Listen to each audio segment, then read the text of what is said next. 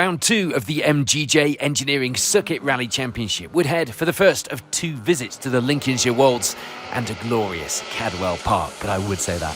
There will be a new name at the top of the leaderboard from the start, as well as Rallycross star Patrick O'Donovan and Jack Morton take an early lead of 9 seconds after the second stage.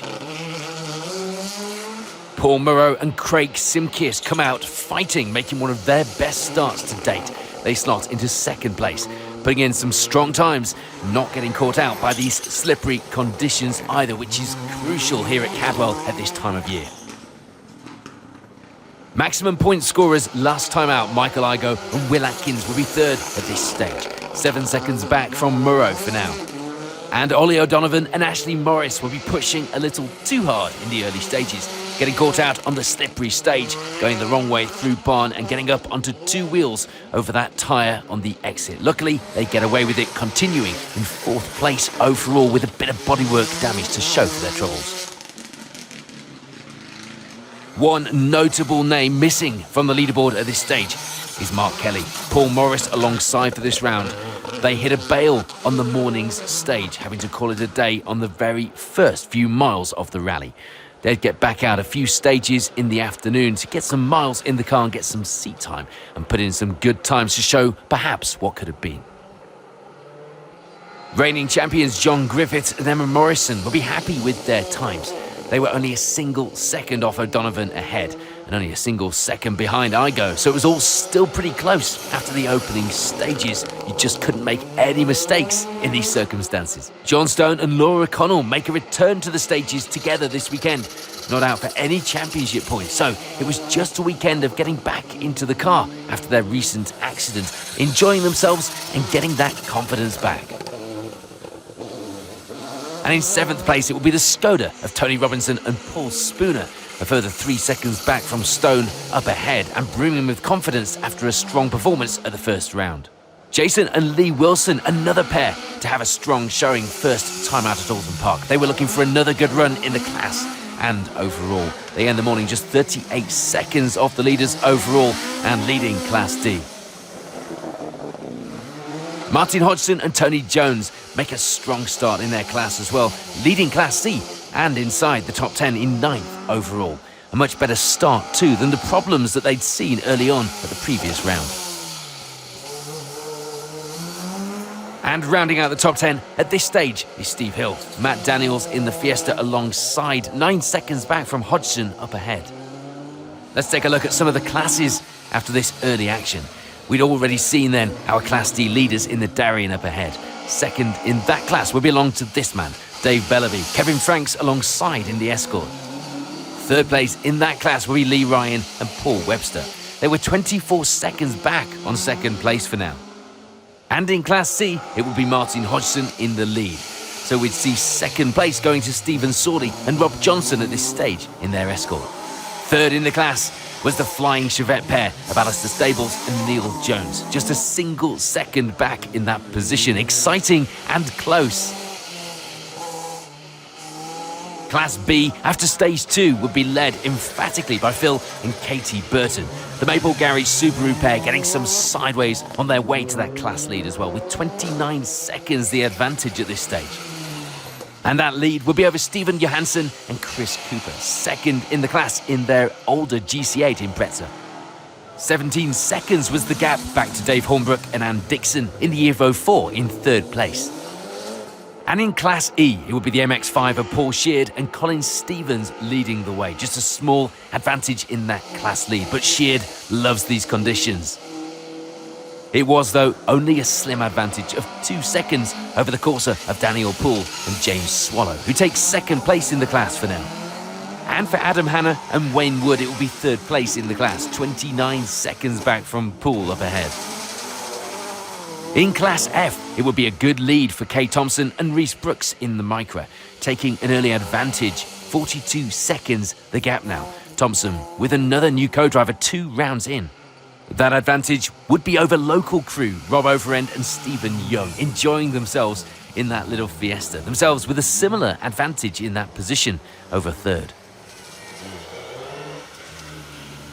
And the Corsa of James and David Palmer-Smith would be third in the class at this stage. 38 seconds back from that Fiesta. So with the morning stages complete, the leaderboard is starting to shape up like this at Cadwell Park.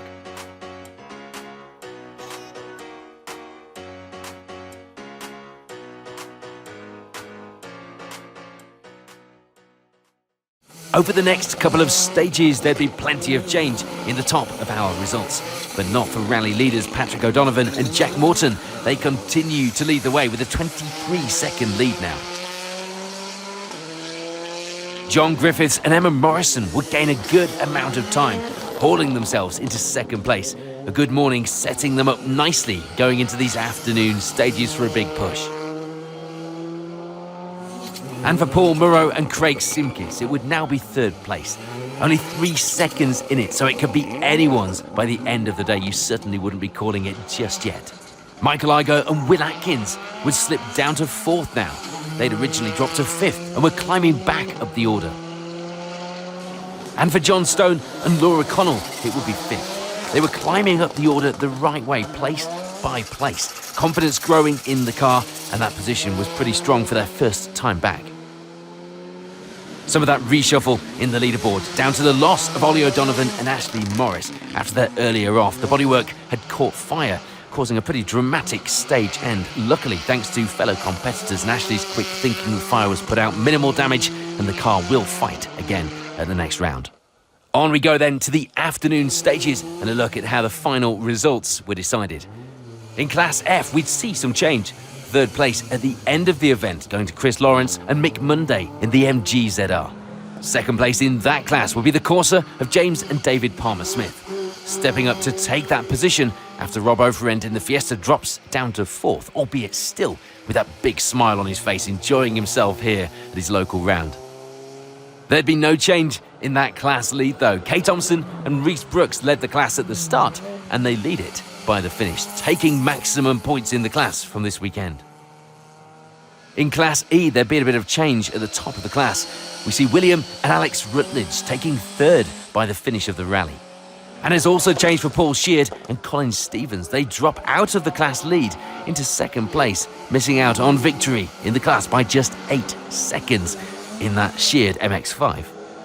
And that means it would be a pretty impressive class win for Daniel Paul and James Swallow. A good end to round 2 and a close battle from the start as well. No change to the Class B leaderboard at this stage. Dave Hornbrook and Ann Dixon rounding out the podium in the class with third place. And for Ian Jarvis and Corey Powell-Jones, it will be second in the class, just 16 seconds ahead of the Evo pair. But taking a class victory which never really looked in doubt were Phil and Katie Burton. A good advantage by the finish of the event in that Maple Garage Subaru as well. In Class D, it will be third place by the end of the rally for the Peugeot 205 pair of Jamie McBain and Ryan Stutchbury. Jake Brigg and Harry Walshaw would bring it home second in class, over a minute of a comfort margin in that position as well. And we'll see from our class winners very soon. On to the top 10 leaderboard then, and in 10th place overall by the finish, it will be the Chevette of Alistair Stables and Neil Jones. Another strong performance, the pair also taking third in Class C with that result. For Stephen Sawley and Rob Johnson, it will be second in the class, as well as 9th on the overall leaderboard in the Escort. And it will be another good weekend for Martin Hodgson and Tony Jones. They take the Class C victory, 8th place on our overall leaderboard. Steve Hill and Matt Daniels will be climbing the order through the afternoon, going the right way about it as well, ending the rally 7th place overall. And for the Legend Fires team of John Stone and Laura Connell, they'd be back down to 6th place. A successful weekend though, all in all, a good result being back out in the car together after their accident earlier in the year. Back to Class D then at this point in the leaderboard, and our winners in that class, Jason and Lee Wilson. Another good run in the Darien to take class victory by a good margin, as well as taking 5th place overall. These big finishes getting all the more common for this amazing Darien pair. Tony Robinson and Paul Spooner have a good run to 4th. A strong result for the pair, some good points towards that championship campaign as well.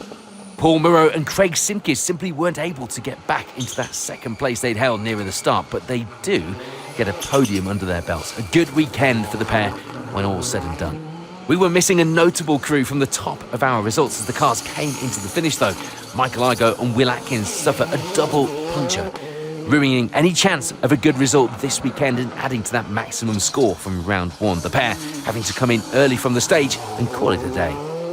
For John Griffiths and Emma Morrison then, a welcomed second place towards that championship defence. Some more good points on the board, looking good so far this season, 2 rounds in the Fiesta R5. But it's a new face in the championship and a new winner at the top of the leaderboard this weekend. Patrick O'Donovan and Jack Morton may be new to the championship, but they are already making their mark and looking pretty ominous with it. Patrick wouldn't be at the following round though at Donington, but he would be back after that to see if this good result can lead to others throughout the season. We've got a feeling that there might be a battle to be had. An interesting narrative then here at our first visit to the Lincolnshire Wolds. At the end of the Cadwell Park North Humberside rally, the results look like this.